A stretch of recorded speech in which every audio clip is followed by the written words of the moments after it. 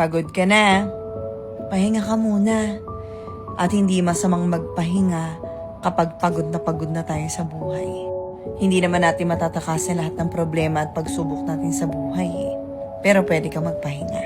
Inhale, exhale, and then think.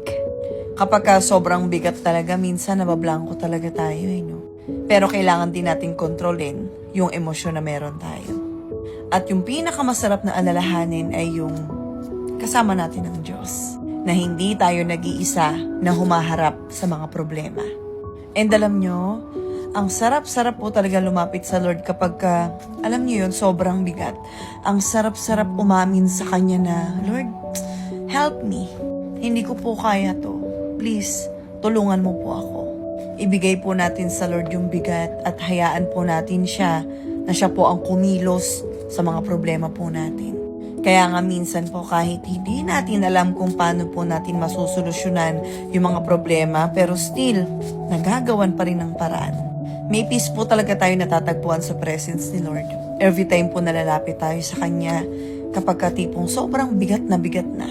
At ayaw po talaga ng Lord na sinasarili po natin yung bigat. Ang gusto niya po, itinataas po natin ito sa Kanya.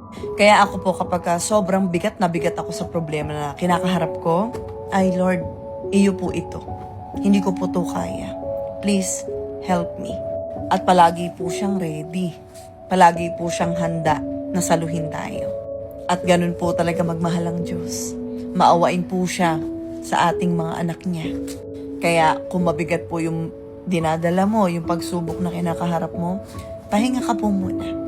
Pause, relax, think, pray, and trust. Because God is faithful. Tatandaan po natin yan. God bless po.